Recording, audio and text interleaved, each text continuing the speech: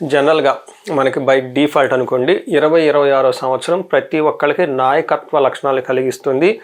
రాజరికం ఉట్టిపడేలా job కానివ్వండి, personal life ఉండే అవకాశం ఎక్కువగా ఉంటుంది. ఈ సంవత్సరంలో ప్రతి ఒక్కరికి కొత్తగా న్యూ ప్రాజెక్టులు రావటం, ప్రమోషన్స్ రావటము, బిజినెస్ అయితే కొత్తగా ఎక్స్పాన్షన్ చేసుకోవటము, లేదంటే ఫిలిం ఇండస్ట్రీలో కానీ ఎక్కడెక్కడ ఉన్నా కానీ వాళ్ళకి కొత్త కొత్త అవకాశాలు వచ్చి జీవితం ముందుకెళ్ళటానికి యోగ్యకరమైన సంవత్సరం 2026 సంవత్సరం. ఈ సంవత్సరంలో కుంభరాశి వాళ్ళకి ఎలా ఉందో మనం చూద్దాం. కుంభరాశి మనం గమనించుకుంటే గత కొద్ది రోజులకి వీళ్ళకి ఏలినాటి శనితో బాధపడుతూ ఉన్నారు. కానీ వీళ్ళకి ఒక శుభవార్త ఏంటంటే ఆ ఏలినాటి శని ప్రభావం స్లోగా తగ్గిపోతుంది. ఆల్మోస్ట్ మీకు 80% ఏలినాటి శని యొక్క ప్రభావం తగ్గిపోయి కొత్త కొత్త అవకాశాలు ఈ సంవత్సరం కూడా వచ్చే అవకాశాలు చాలా ఎక్కువగా ఉంటాయి. ముందుగా మనం కుంభరాశిలో ఉన్న నక్షత్రాల ప్రకారం చూసుకుంటే వీళ్ళకి ధనిష్ట 2, 3, 4 పాదాలు, శతభిషం 1, 2, 3, 4 పాదాలు, నెక్స్ట్ పూర్వభద్ర 1, 2, 3 పాదాలంతా కూడాను ఈ రాశిలో ఉంటారు. పేరు బలం కనుక చూసుకుంటే తెలుగు రాష్ట్రాల్లో మోస్ట్ పాపులర్ అయిన పేర్లంతా కూడా ఈ రాశిలోనే ఉంటారు. వీళ్ళకి గు, గే, గో, సా, సి, సు, సే, సో, దా అన్న అక్షరాలంతా కూడా మనకి కుంభరాశిలో ఉంటారు. సీత, సునీత, శ్రీను ఇలా రకరకాల పేర్లంతా కూడా కుంభరాశిలో ఉంటారు. మనం గోచార రీత్యా గ్రహస్థితి పెట్టి కనుక చూసుకుంటే వీళ్ళకి శని 12వ స్థానంలో ఉన్నారు. శని వీళ్ళకి 2వ స్థానంలో ఉన్నారు. తర్వాత గురువు వీళ్ళకి 5వ స్థానంలో ఉండి జూన్ తర్వాత 6వ స్థానానికి వెళ్ళే అవకాశం ఉంటుంది. ఈ రాశిలోనే రాహు జన్మరాశిలో ఉన్నారు. 7వ స్థానంలో సింహరాశిలో వీళ్ళకి కేతు ఉన్నారు. ఈ యొక్క గ్రహస్థితిని బట్టి మనం కనుక చూసుకుంటే వీళ్ళకి లఘు గోచారం, సూక్ష్మ గోచారం ప్రకారం చూస్తే శని 2వ ఇంట్లో ఉండటం వల్ల సుఖ అర్ధ విహితం అంటారు. అంటే ఈ టైంలో మీకు ధనం వచ్చేది కొంచెం తక్కువగా ఉంటుంది. బాడీగా కంఫర్టబుల్గా ఉండే అవకాశం చాలా తక్కువగా ఉంటుంది శని. అయితే పోను మీకు ఈ పరిస్థితి నుంచి బయటపడి చక్కగా ముందుకెళ్ళే అవకాశం ఎక్కువగా ఉంటుంది.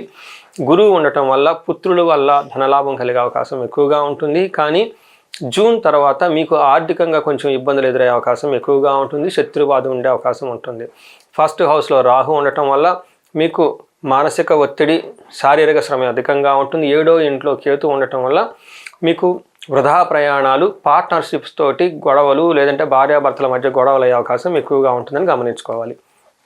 ఇది మనకి సూక్ష్మ గోచారం, లఘు గోచారం ప్రకారం.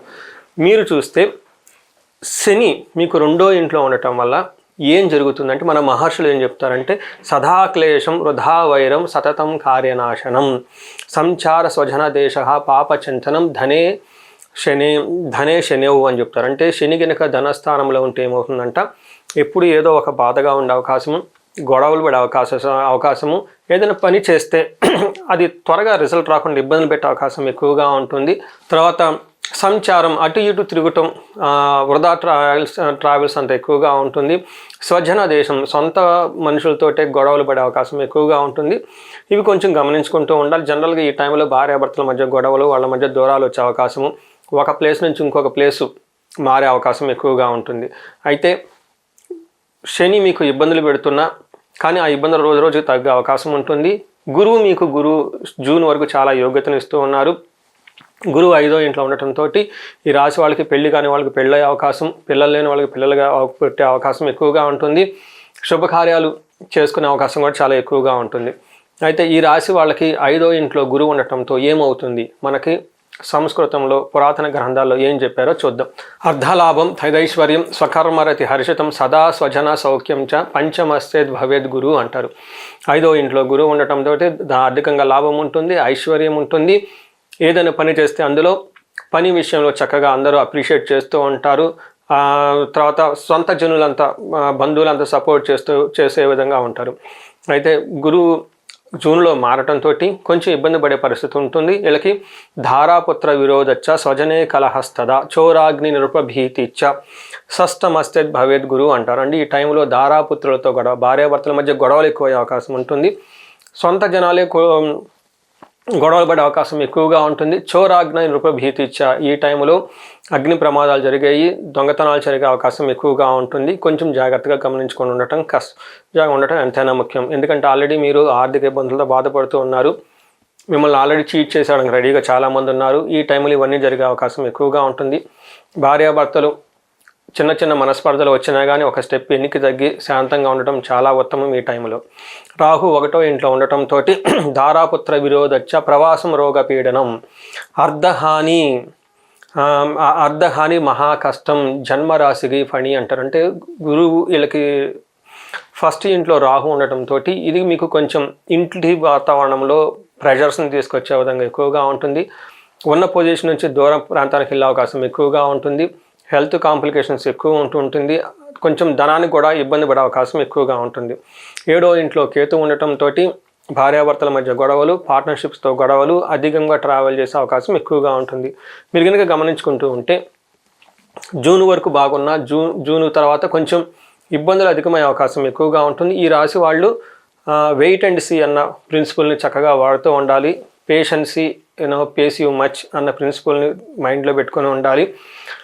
ఒక 2 స్టెప్పులు తగ్గి సింహంలాగా వేటాడే ముందు సింహం ఎలా పొదల్లో నక్కుని ఉంటుందో, జాగ్రత్తగా ఉంటుందో, అలా గొప్ప అవకాశాల గురించి ఇప్పుడున్న టైంలో పేషెన్స్గా వెయిట్ చేయడం చాలా మంచిది. ఎందుకంటే రాబోయే టైంలో మీకు మంచి గొప్ప అవకాశాలు వచ్చే ఉన్నాయి.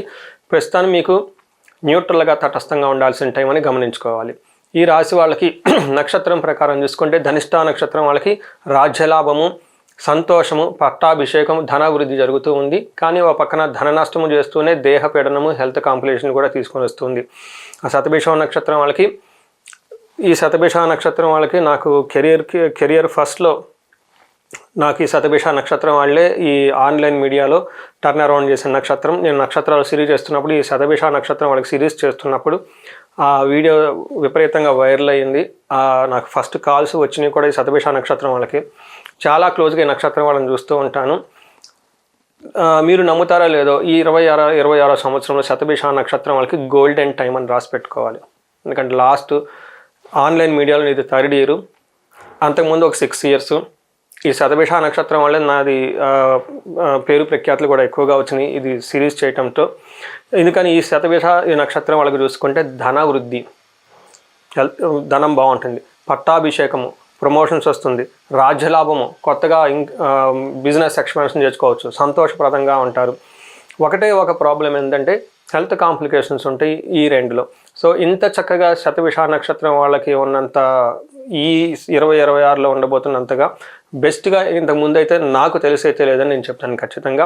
అందుకని శతభిష నక్షత్రం వాళ్ళు ఉన్న అవకాశాలని సద్వినియోగం చేసుకోవడానికి రెడీగా ఉండండి. పూర్వభాద్ర వాళ్ళకి సంతోషము, రాజ్యలాభము, ధనవృద్ధి, ధనలాభము చక్కగా జరుగుతుంది. వీళ్ళకి కూడాను కొంచెం హెల్త్ కాంప్లికేషన్స్ ఉండే అవకాశం ఉంటుంది.